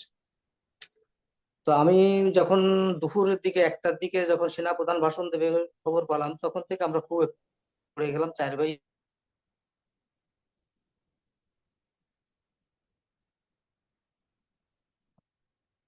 আপনি নিজেকে আনমিউট করুন, আপনি ডিসকানেক্ট হয়ে গেছেন নাকি? না, আমি কথা ঠিক শোনা বুঝতে যাচ্ছে না? পারতেছি না। জি জি জি, বলুন বলুন বলুন বলুন। শোনা যাচ্ছে? জি শোনা যাচ্ছে, আপনি বলুন। হ্যাঁ, তো ওই 5 তারিখে আমরা 5 আগস্ট বেলা 1টার দিকে আমার ছোট ভাই, না, এক ভাই ওইটুকু সাবেক শুনছি আমরা। জি, হ্যাঁ, ওইটুকু শোনা গেছে। আমার আমি যেহেতু সাংবাদিকতা করি, আমি প্রেস ক্লাবের সেক্রেটারি। আমার ইমিডিয়েট ছোট যিনি সেজু ভাই, ও মৎস্যজীবী লীগের ইউনিয়নের প্রেসিডেন্ট রানিং। আর চতুর্থ যে ভাই, ছোট ভাই মোহাম্মদ আলী, ও সাবেক সভাপতি ইউনিয়ন ছাত্রলীগের এবং জেলা ছাত্র বর্তমানে জেলা যুবলীগের সদস্য। তা ওকে আমরা 4 ভাই এসে বাড়িতে বসলাম যে কি হচ্ছে, কি পরিস্থিতি, অবজারভেশনে ছিলাম কি করা যায়। ইতিমধ্যে দেখতেছি বিএনপির যারা একটু ছাত্রদল যুবদল একটু দাঙ্গা টাইপের ছেলে পেলে মোটরসাইকেল নিয়ে শোডাউন দিচ্ছে বাড়ির সামনে দিয়ে, যেহেতু আমাদের মেইন রাস্তার সাথেই বাড়ি। তো এই অবস্থার মধ্যে থেকে মোটামুটি 3টে নাগাদ খবর পেলাম যে জননেত্রী শেখ হাসিনাকে জোর করেই পাঠায় দেওয়া হয়েছে, বাসে চলে গেছে, এরকম একটা গুঞ্জন খবর আসলো যে সে পালায় গেছে, এরকম আর কি। তখন জাহাঙ্গীর খুব কবির ভাই, ভেঙে পড়লাম। জাহাঙ্গীর কবির ভাই, আপনার কাছে অনুরোধ, আমাদের মানে সময় একটু বেশি চলে গেছে আগে, আমরা একবার আমি শেষ আমি প্রান্তে 5 চলে মিনিটে শেষ করবো। আমি হ্যাঁ, 5 মিনিটে শেষ করবো, আমাদের আমার আরো দুইজন কথাগুলো বলি। আছেন, তো একটু খুব সংক্ষেপে একটু জি জি জি, বলুন প্লিজ, মূল আমি জায়গাটা আমার আসুন। কথাগুলো 5 মিনিটে শেষ হয়ে যাবে লিডার। তো ওই জি থেকে আর কি বাড়ি থেকে চিন্তা করলাম এখন তো পালাতে হবে, সন্ধ্যার পরে পালানো ছাড়া উপায় নেই। সবাই চলে যাচ্ছে, ফোন করতেছে অনেকেই, দলীয় লোকজন ফোন করতেছে বাড়ি থাকা ঠিক হবে না, যে কোনো ভাবে আত্মগোপনে চলে যাও। তা আমাদের যাওয়ার কোনো সুযোগ ছিল না, আমাদের পাহারা দিয়ে রাখা হচ্ছিল, রাস্তাঘাট সব ঘিরে রাখা ছিল। আমরা 5 তারিখ গেল, 6 তারিখ গেল, এভাবে ওরা বাড়ির সামনে আসে, খোঁজাখুঁজি করে, ওদের দেখলে আমরা একটু বাড়ির পিছনে পলাইছি। তো আমাদের বাড়িটা গ্রামে, আমাদের বাড়ির সীমানাটা অনেক বড়, প্রায় আপনার 5 একর, পিছনে বাগান টাগান আছে। বাগানে পলাই, ওরা এসে খুঁজে টুজে চলে যায় যে আমরা বাড়ি নাই। তো ওরা ধরে নিশ্চয় হয়তো পলায় গেছি, কিন্তু ওরা খোঁজ খবর নিচ্ছে কোথাও যায়নি, আশপাশে আছি, এরকম প্রতিদিন খোঁজে। তো হঠাৎ 7 তারিখে, 5 তারিখ 6 তারিখ গেল, 7 তারিখে দুপুর বেলায় ওরা প্রায় বিএনপির ছাত্রদল যুব দলের প্রায় 50 থেকে 60 জন, সবার কাছে রামদা, হকি স্টিক, লোহার রড, হাতুড়ি, শাবল, এই ধরনের কুড়াল, এই ধরনের সব অস্ত্র শস্ত্র, দেশীয় অস্ত্র নিয়ে বাড়িতে ঢুকে পড়লো। না, এর আগে বাড়িতে ওইভাবে ঢুকি নেই একদিনও। ঢুকে পড়লে এই সময় আমরা 4 ভাই পিছন থেকে পলায় যাই, আমরা পিছনেই ছিলাম, পিছন থেকে পলায় বাগানে ঢুকে যাই। তখন সময় দুপুর 7 তারিখে দুপুর 1টা 30 মিনিট থেকে হয়তো 40 মিনিটের মধ্যে। তা আমরা চলে যাই, ওই অবস্থায় ওরা বাড়ি ঢুকে তছনছ করে ফেলে, আমাদের ঘর টর সব মেয়ে ছেলেদের করে টর্চার করে। এই সময় আমার ওয়াইফ আর আমার ছোট ছেলে বাড়িতে ছিল না, আমার ওয়াইফের অপারেশন হসপিটালে ছিল, অপারেশনে। তো আমি আমার বড় ছেলে অর্থাৎ ক্লাস 7-এ পড়ে, ওকে নিয়েই আমি সাথে করে নিয়ে পলালাম বাগানে। যে বাগানটাতে আমি আশ্রয় নিলাম, ওই বাগানটাতে তখন পানি ছিল, পানি। এবং ওই দিন থেকে পরদিন 8 তারিখ বেলা 2:30 পর্যন্ত ওই বাগানে ছিলাম আমি আমার ছেলেকে নিয়ে, সারা রাত এবং দিন। 7 তারিখ বেলা 2টা থেকে, মনে করেন 1:30 বা 1:45 থেকে পরদিন 8 তারিখে বেলা 2:30 পর্যন্ত আমি বাগানে ছিলাম, দাঁড়াই রাত কাটিয়েছে আমাদের, আমার ছেলে সহ আমি। এই অবস্থায় ওরা আমাদের বাড়ি ঘর লুটপাট করলো। লুটপাট বলতে সমস্ত ঘরের তো যত শোকেস আলমারি যা যা ছিল মূল্যবান নেওয়ার মতো, সেগুলো নেওয়ার পরে বাকি সব ভাঙচুর করে গুঁড়ো গুঁড়ো করে ফেলছে একদম। একটা ভিডিও আমি দিছিলাম মেইলে, দেখে থাকবেন। তা আমাদের যারা মহিলারা ছিল সব বের করে দিতে হয়েছে, টাকা পয়সা, স্বর্ণ অলংকার, যেখানে যা ছিল নেওয়ার মতো আসবাবপত্র, মানে প্রয়োজন তাদের লাগতে পারে এরকম সব। আমরা এ সময় বাগান থেকে আমরা এক একজন করে 4 ভাই, আমার 3 ভাই একদিকে চলে যায়। আমি আমার ছেলের সাথে থাকার কারণে আমি আমার ভাইদের সাথে যাইতে পারলাম না ওই দিন রাতে 8 তারিখ। আমি পরদিন 9 তারিখে আমি আমার ছেলেরে নিয়ে আমি মোটামুটি একটা পথ দিয়ে বেরিয়ে পলায় যাওয়ার চেষ্টা করি। বাগেরহাট থেকে আমার সদর থানা পার হয়ে আমি ফকিরহাট উপজেলার কাছাকাছি গেলে ওখানে আমাকে রাস্তায় আবার ব্যারিকেড দেয়। কিভাবে যেন খবর পায়, মোটরসাইকেল নিয়ে যায় আমাকে আটক করে আমার কাছে যা যা ছিল সব নিয়ে যায়, আমাকে এক কাপড়ে, শুধু আমার মোবাইল দুটো নেয়নি, আর আমার এক কাপড়ে আর সব নিয়ে যায় আমার কাছ থেকে, কাপড় চোপড় যা ছিল মানে ধরে সব নিয়ে যায়। এই অবস্থায় আমি খুলনায় চলে যাই। খুলনার থেকে, যেহেতু আমার স্ত্রী ছিল বরিশালের আপনার মেডিকেল কলেজে, ওখানে অপারেশন হয়েছিল, তা আমি বরিশাল চলে আসি। আমার শ্বশুর বাড়িও বরিশালে। বরিশাল চলে আসি। এ সময় আমাদের বাড়ি ঘর থেকে সবাইকে বেরিয়ে দেয়, একদম বাড়ি শূন্য হয়ে যায়। আমাদের বাড়িতে মনে করেন আমার 6টি চিংড়ি প্রজেক্ট দখল করে নিয়ে যায়, মাছ ধরে নিয়ে যায়, বাড়ি পুকুরের মাছ। বাগানে আমাদের বাড়িতে মনে করেন নারকেল সুপারি আছে অনেক, 5 একর 10 বিঘা জমিতে অনেক নারকেল সুপারি, এগুলো সব নিয়ে গেছে, এখনো তাদের দখলে। আমাদের চিংড়ি ঘের গুলো এখনো দখলে আছে তাদের। আর আমাদের 3 ভাইয়ের 3 বউ বাড়িতে গেছে। আমার ওয়াইফ বাড়ি গেছে নভেম্বরের 20 তারিখে, তাও সেনাবাহিনীর সহযোগিতায়। বাগেরহাটের যিনি স্থানীয় সেনাবাহিনী ক্যাম্প যে মেজর ছিলেন নাসির সাহেব, উনি আমাকে যথেষ্ট সহযোগিতা করেছে। আমি ওনার সাথে ব্যক্তিগতভাবে যোগাযোগ করেছি, সাংবাদিক পরিচয় দিছি, যেহেতু আমি সাংবাদিকতা করি এবং প্রেস ক্লাবের সাথে যুক্ত, প্রেস ক্লাবের সেক্রেটারি। উনি সেই হয়তো সহানুভূতিটা আমাকে দেখাইছে, বাগেরহাটে এরকম কাউকে দেখায়নি। আমার ওয়াইফ এবং আমার ছেলেরা বাড়িতে আছে, চাপের মধ্যে আছে, খুব সমস্যা আছে। আর আমি বরিশালে কিছুদিন ছিলাম, তারপর আমি ঢাকায় চলে আসছি। ঢাকায় একটা মানে খুব অসহায়, একেবারে আমি পরের ধারে থাকি। আজকে আমার মনে করেন 7টা মামলা আছে আমার নামে। 7টা মামলায় আমি আসামি আছি, পিবিআইতে আছে মামলা। সব মামলাগুলো কোর্টে করছে, কোর্ট থেকে পিবিআইতে পাঠাইছে, কোনোটা ডিবিতে দিছে, কোনোটা থানায় দিছে, এভাবে আছে। আমি ঢাকাতে আত্মগোপনে আছি, একটা পরিত্যক্ত ঘরের মতো। আমি যদি আপনাদের দেখাতে চেষ্টা করবো যে রুমটাতে আমি থাকি, এখানে অন্যের একটা রুমে একটা মাছের আড়তদার, সে আড়তদারের একটা গোডাউন রুম আছে, সরঞ্জাম থাকে, সেই রুমে আমি থাকি। এখানে মানে কমন কোনো বাথরুম টুম নাই, মানে সেরকম বাথরুম টুম নাই। টোটাল হয়তো 20টা রুমের জন্য একটা বাথরুম আছে। 20টা রুমের লোকজন থাকে যারা মাছের ব্যবসা করে এখানে যাত্রাবাড়িতে, ঢাকা যাত্রাবাড়িতে। এখানে আমি আসি, মানে এখন আমাদের মনে করেন পরিবার খুব কষ্টে আছে, আমার বাচ্চারাও খুব কষ্টে আছে। ওদের পরীক্ষা ছিল, যে কারণে অনেক অনুরোধ করে সেনাবাহিনীর সহযোগিতা ওদের বাড়িতে পাঠিয়েছে। আজকে আমার ওয়াইফ সন্ধ্যাবেলা আমাকে ফোন করছে যে 200-400 টাকা দিতে পারবা কিনা। আমি বলছি না, আমার দেওয়ার মতো ক্যাপাসিটি নাই। এটা খুব খুব দুঃখজনক। আমরা কোনো ইনকাম করি না, সেনাবাহিনী আমার বাড়িতে গেছে, বুঝছে, দেখিছে, দেখে বলিছে যে কেমন আমলিক করছেন আপনারা 15 বছর 16 বছর, আপনার বাড়িতে মনে হয় না যে 20 বছর 10 টাকার কাজ করেছেন, কি আমলিক করছেন আপনারা। আমি স্যার, এটাই তো আমাদের অপরাধ, আমরা তো ইনকাম, আমরা অবৈধ ইনকাম করি না। আমাদের যা আমার বাবা রেখে যাওয়া যে সম্পদ আছে, আমরা তা দিয়ে মোটামুটি চলতে পারি। সাংবাদিকতা করি, সাংবাদিকতা ভালো লাগে পেশা হিসেবে, সম্মানের জন্য করি, কারো কাছ থেকে 2 টাকা ধার করি না, কোনো জায়গায় আচ্ছা হাত পাতা লাগে না, আচ্ছা, অসৎ ইনকাম জাহাঙ্গীর করা লাগে না। জাহাঙ্গীর কবির ভাই, এই যে জি জি আপনার উপর যত নির্যাতন নিপীড়ন হলো, বাড়িঘর লুট করা হলো, মাছের খামার লুট করে নিয়ে যাওয়া হলো, আজকে আপনি এই মানবতার জীবনযাপন করছেন। আপনার যে বিবরণ, যে এত একর জায়গার উপর আপনাদের বাড়ি, এটা পৈতৃক সূত্রেই আপনাদের যে সচ্ছলতা ছিল, সেই জি ফ্যামিলির আপনার সহধর্মিণী আপনাকে আজকে ফোন করে 300-400 টাকা চায়।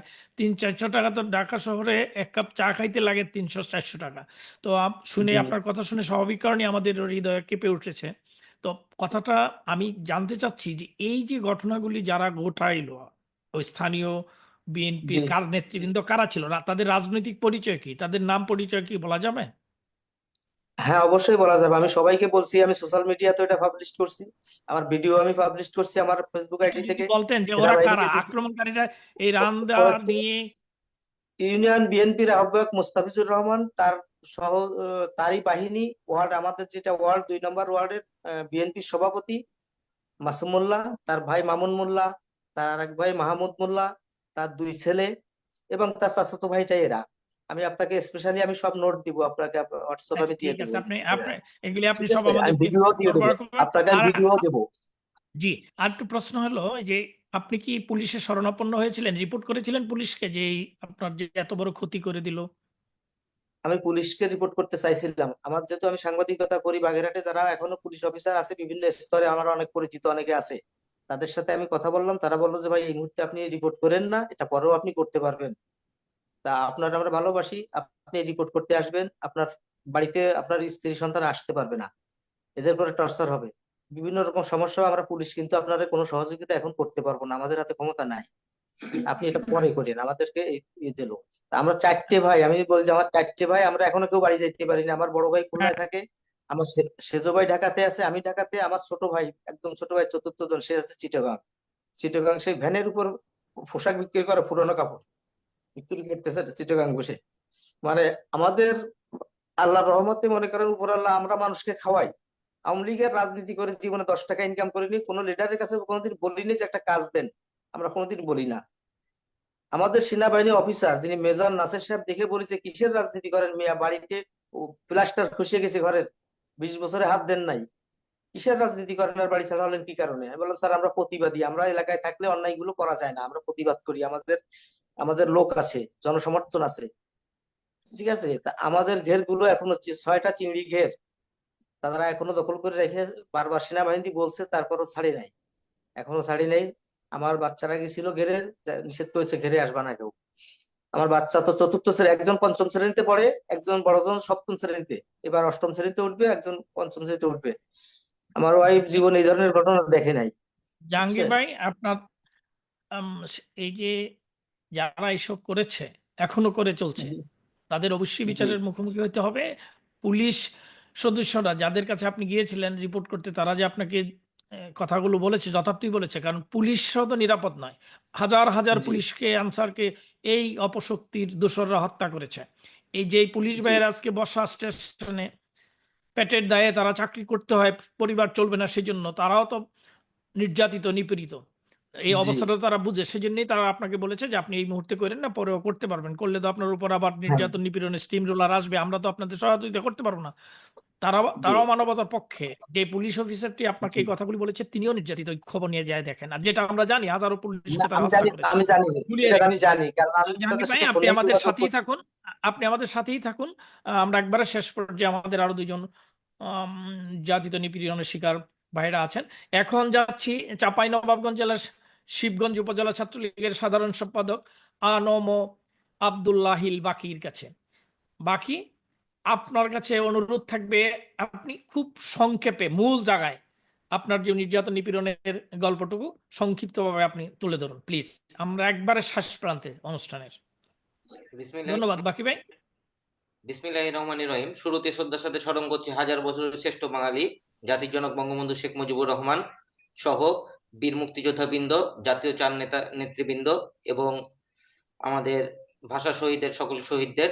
এবং আরো শ্রদ্ধার সাথে স্মরণ করছি 5ই আগস্টের পরে বাংলাদেশের প্রথম শহীদ, আমাদের শিবগঞ্জ উপজেলার কৃতি সন্তান বিনোদপুর ইউনিয়নের মাসুদ ভাই, এই রাজশাহী বিশ্ববিদ্যালয়ের সাবেক সহ সভাপতি, যিনি মৃত্যুর সময়, যাকে মব জাস্টিস করে মারার সময় যিনি একটু পানি চেয়েও মৃত্যুর সময় পানি পান নাই, সে ভাইকে স্মরণ করে আজকের বক্তব্য শুরু করছি।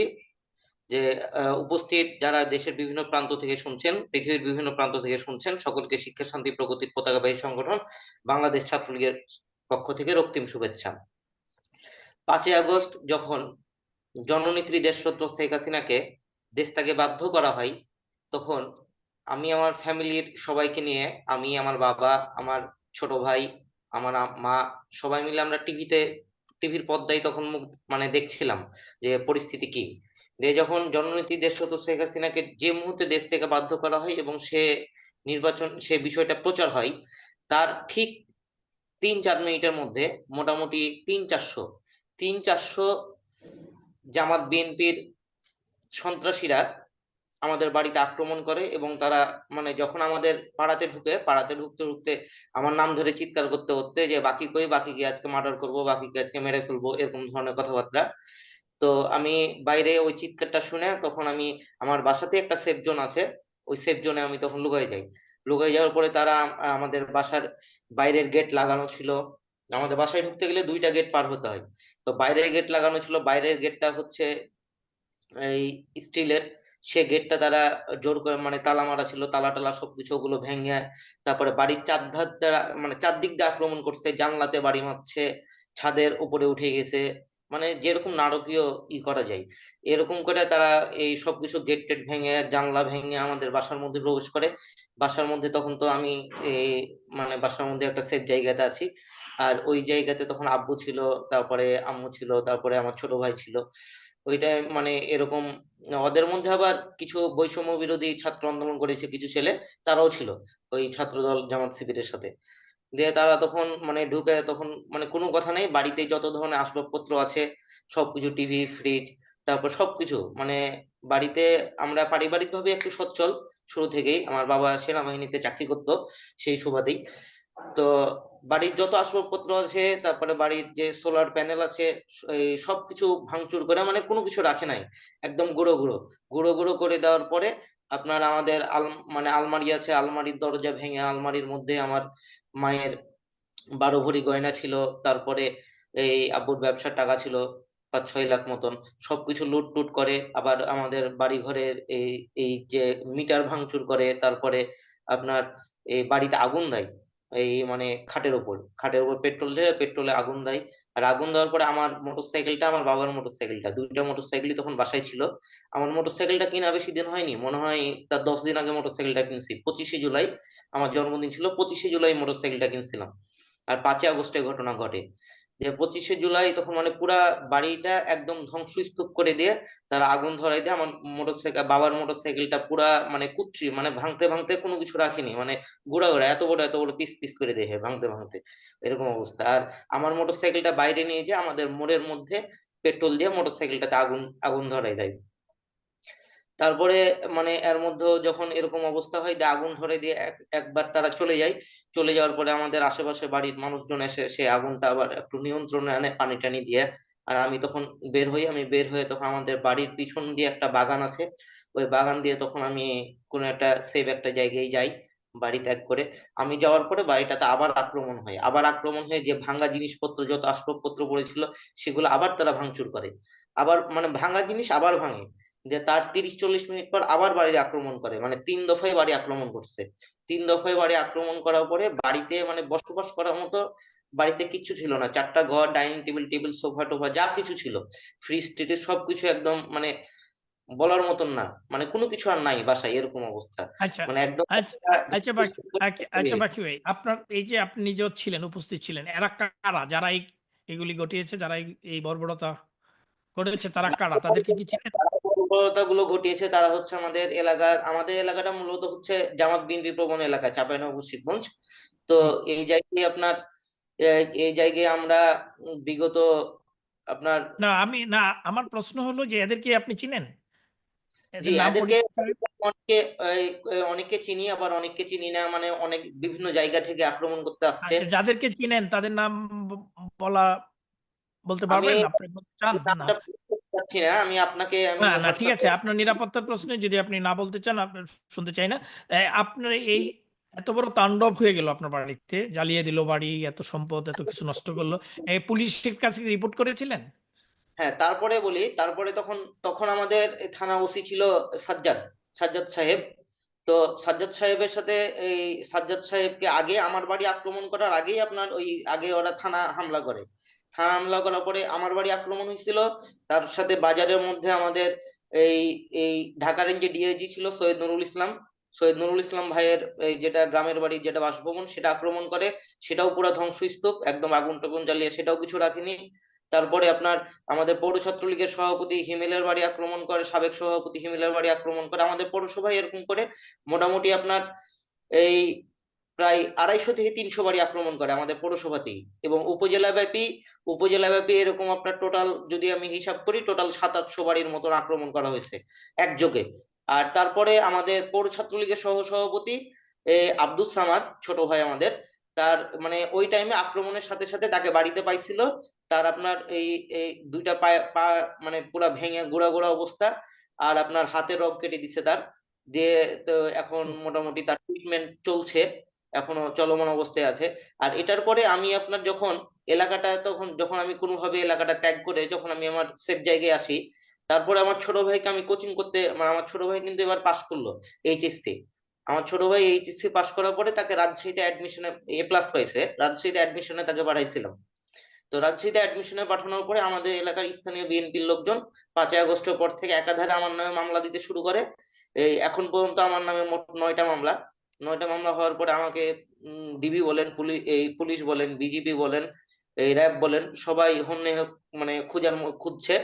দিয়ে তখন আমার যখন কোনো লোকেশন পাইনি, তখন আমার ছোট ভাই রাজশাহীতে কোচিং করে আমার ছোট ভাইকে ফলো করে। আমার ছোট ভাইকে ফলো করার পরে একদিন সে প্রাইভেট থেকে বের হয়, তাকে একটা কালো গাড়িতে করে তাকে তুলে নিয়ে যায়। তাকে তুলে নিয়ে যাওয়ার পর আমার ছবি দেখাই, আমার ছবি দেখার পরে বলে এটা কে? তখন আমার ছোট ভাই বলে এটা আমার বড় ভাই। পরবর্তীতে তখন তাকে বলে যে তোমার বড় ভাই কোথায় আছে? বলছে ভাই আমাকে 5 তারিখ ফোন দিয়েছিল, দেও বলেছে যে কবে তোদের সাথে দেখা হবে জানি না। তো এই তারপরে তোরা আব্বা আম্মাকে দেখে রাখিস, এ কথা বলেই ভাইয়ের কথা, শেষ কথা ভাইয়ের সাথে আমাদের। তারপর আর কোনো যোগাযোগ নাই। তারপর আমার ছোট ভাইকে তারা একটা ঘরের মধ্যে নিয়ে যায়, মোটামুটি 40-50টা পাইপের বাড়ি, 40-50টা থাপ্পড় মারে। থাপ্পড় টাপ্পড় মারার পরে আবার ওর মধ্যে অস্ত্র দিয়ে চালান দিতে চাই। ওর মধ্যে একটা সিনিয়র অফিসার ছিল র্যাবের, যিনি একটু অবশ্যই ভালো। তিনি বলেছে যে তার বড় ভাই রাজনীতি করেছে, তার জন্য তার ছোট ভাইকে হ্যারাসমেন্ট করার কি দরকার। তো এইভাবে তাকে ছেড়ে দাও, অনেক তো মারধর করা হলো। তো পরবর্তীতে তাকে ছেড়ে দেওয়া হয়। ছেড়ে দেওয়ার পরে পূজার ছুটিতে সে বাসায় আসে। পূজার ছুটির পরে তখন আবার যখন এতে যায়, এই আপনার আবার যখন রাজশাহী যায়, রাজশাহী যাওয়ার পরে তাকে আবার র্যাব ফলো করে। তখন আমরা পরিস্থিতি, একটা ছোট ছেলে কত মারধর সহ্য করবে, এই জন্য তখন আমরা তাকে আর পড়াশোনার কন্টিনিউ না করিয়ে, অ্যাডমিশন কোচিং না করিয়ে তাকে আমরা আবার বাসায় নিয়ে গেছি। আর বাসাটা তো বসবাসের উপযুক্ত ছিল না। মোটামুটি ঘটনার 1 মাস পরে মোটামুটি আবার এই বাসার তো মোটামুটি ক্ষতি প্রায় 25 লাখ টাকা প্লাস, যে আপনার এই মোটামুটি 5-6 লাখ টাকা লাগছে বাসা বসবাসের যোগ্য করে তুলতে। যে তখন আপাতত আমার বাসায় সবাই আছে, আব্বু আছে, আম্মু আচ্ছা, আছে, আর ওই ছোট হ্যাঁ, ভাইটা আছে। আহ, জি, বাকি ভাই, আপনার এই যে পুলিশের কথা বললেন, পুলিশের শরণাপন্ন হতে, এই যে প্রশ্নটা আমার ছিল, আপনি বলতেছিলেন যে পুলিশে ওখানেও আক্রমণ করা হয়েছে তাদেরকেও, আর তাদের ওইখানেও আক্রমণ করে জ্বালিয়ে দেওয়া হয়েছে, এই তো? মানে পুলিশও আপনার মতো পুলিশ স্টেশনও নির্যাতনের শিকার, যেটা সারা বাংলাদেশে হয়েছে, হাজার হাজার পুলিশকে হত্যা করা হয়েছে। এমনকি আমাদের হ্যালো। শিবগঞ্জ থানায় যিনি ওসি ছিলেন তার নামও মামলা করা হয়েছে। আমি যে যে মামলাতে আছি সে মামলাতে তিনিও আসামি, আমাদের আচ্ছা, শিবগঞ্জ তাইলে থানা। তাহলে ওনাদেরকে, উনি আর আপনার মামলা নেবেন কি, এটা তো আমরা বুঝি। তো হ্যাঁ, বাকি ভাই, আপনি আমাদের সাথেই থাকুন। আমাদের আরেকজন আছেন, আমরা একবারে সময় অতি। আমি আরেকটা কথা ইনক্লুড করতে চাই। আমাদের চাঁপাইনবাবগঞ্জ জেলায় আপনার এই একজন নাচলের 2 নম্বর ওয়ার্ডের সভা আওয়ামী লীগের সভাপতির লাশ পাওয়া গেছে, তাকে হত্যা করে তার বাড়ির পাশে তাকে ফেলে রাখা হয়েছিল। তারপরে আমাদের এই এতে নাচলের একটা কর্মী আমাদের ছাত্রলীগের আনোয়ার, তার পরিবারের আপনার মোটামুটি 10 জনকে একযোগে হামলা করছে। তার পায়ের মানে পাটাও ওই সামাদের মতন করে যেভাবে করা হয়, তার পাটাও কেটে ফেলার মতন অবস্থা। এখন সে চিকিৎসাধীন অবস্থায় আছে, জানি না পাটা ঠিক থাকবে নাকি। আমাদের শিখগঞ্জে আমাদের এই যারা নেতাকর্মী আছে শিখগঞ্জের, যেমন পৌর ছাত্রলীগের সেক্রেটারি, তার বাড়িতেও হামলা হয়েছে। তারপরে আপনার আমাদের মোনাকষা ইউনিয়ন, বিনোদপুর ইউনিয়নে আমাদের ছাত্রলীগের একজন কর্মী, তার বাড়িতেও হামলা হয়েছে। তারপরে দৌলতপুর ইউনিয়নে আমাদের ছাত্রলীগের সাংগঠনিক সম্পাদক কামরুল, তার বাড়িতেও হামলা হয়েছে। আর এরকম মোটামুটি করে এখন পর্যন্ত, মানে সব থেকে বড় কথা যে আমাদের শিখগঞ্জে এখন যতগুলো মামলা দেওয়া হচ্ছে সবগুলো মামলাতে আমার নামটা ইনক্লুড থাকছে, এরকম অবস্থা। সবকিছু মিলে এখন মানে অন্যরকম পরিস্থিতির মধ্যে আছি, যেটা বলার না। আমার পরিবারও খুব ভীতি ধন্যবাদ, সন্ত্রস্ত। ধন্যবাদ বাকি ভাই, আপনি আমাদের সাথেই থাকুন। এবার সর্বশেষ বলবেন আনিসুর রহমান শিশির, তিনি রাজবাড়ী জেলার মির্জাপুর ইউনিয়ন স্বেচ্ছাসেবক লীগের সাংগঠনিক সম্পাদক। শিশির ভাই, শিশির, আপনি অতি সংক্ষেপে আপনার কথাগুলো বলবেন, মূল জায়গাটায় আপনি চলে আসুন, মূল কথাগুলো বলুন, আমরা সময় অতিক্রম করে এসেছি, খুব দ্রুত বলুন প্লিজ।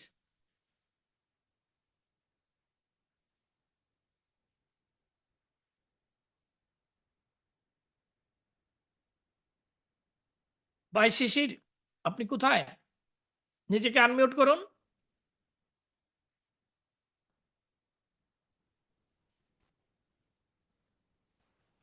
শিশির কি আছেন? আমাদের টেকনিক্যাল টিম একটু দেখুন তো, শিশির যদি না থাকে তাহলে আমরা।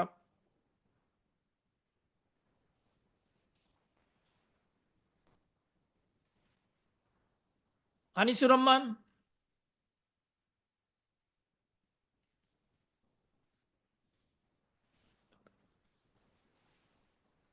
তাকে বোধহয় আমরা হারিয়ে ফেলেছি।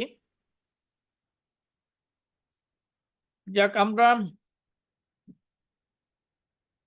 শিশির বোধহয় আমাদের থেকে, তাকে শোনা যাচ্ছে না, তিনি হয়তো ডিসকানেক্ট হয়ে গেছেন।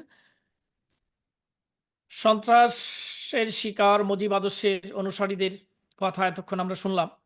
আমরা আশা করছিলাম যে সময় একটু বেশি চলে গেছে। আমাদের একজন স্বনামধন্য আইনজীবী, বাংলাদেশ সুপ্রিম কোর্টের আইনজীবী অ্যাডভোকেট ব্যারিস্টার ইসমাইল হোসেন ভাইয়ের কাছে যাব, একটু মিথ্যা মামলা সম্পর্কে, এছাড়া আদালতে যেসব অপকর্মগুলি হচ্ছে তা জানবো, কিন্তু সময়ের স্বল্পতার কারণে সেটা সম্ভব হচ্ছে না। যাই হোক, এতক্ষণ আমরা সন্ত্রাসের শিকার মুজিব আদর্শের অনুসারীদের কথা শুনলাম।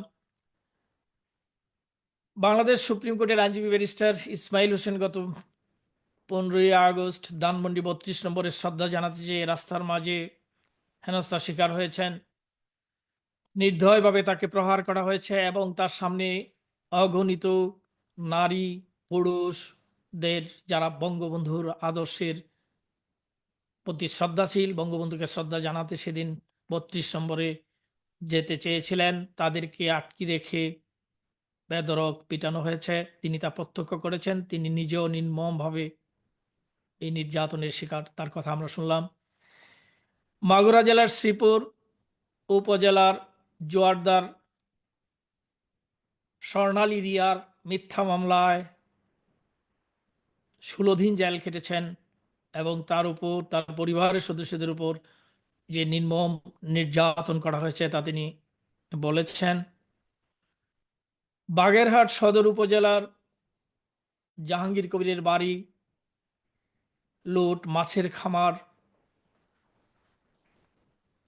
সব লুট করেছে বিএনপি জামাতের স্থানীয় সন্ত্রাসীরা। চাঁপাইনবাবগঞ্জ জেলার শিবগঞ্জে আনম আবদুল্লাহিল বাকির বাড়িতে হামলা করেছে বিএনপির স্থানীয় সন্ত্রাসীরা। তারা স্বর্ণের গয়না, ক্যাশ টাকা, ল্যাপটপ, মোবাইল ফোন সহ অন্যান্য মূল্যবান সম্পদ তারা নিয়ে যায় এবং বাড়ির টিভি, ফ্রিজ এবং বাড়িতে থাকা 2টি নতুন মোটরসাইকেল সহ অন্যান্য আসবাবপত্র তারা ভাঙচুর করে। শুধু ভাঙচুর করেই ক্ষান্ত হয়নি, তারা বাড়িতে আগুনও ধরিয়ে দেয়। পরে স্থানীয় লোকজনের সহায়তায় আগুন নিভিয়ে কোনো রকমের বাড়ির খাঁচাটা যেটা, সেটা রক্ষা করতে তারা সক্ষম হয়েছে, যা আমরা তার বক্তব্য থেকে জানতে পারলাম।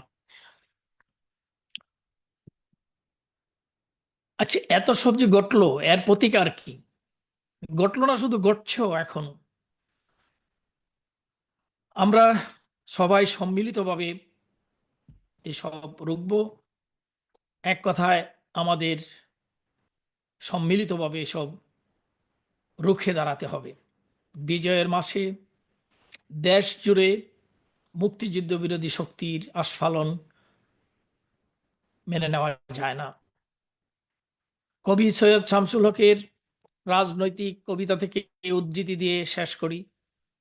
ফিরে এসো বাংলাদেশ, ফিরে এসো লোহিত নদের কিনারে, ফিরে এসো মানুষের মিছিলে আবার, ফিরে এসো যোদ্ধার পেশিতে তুমি। আজ এ পর্যন্তই। শুভরাত্রি। জয় বাংলা, জয় বঙ্গবন্ধু, জয় শেখ হাসিনা। বাংলাদেশ চিরজীবী হোক।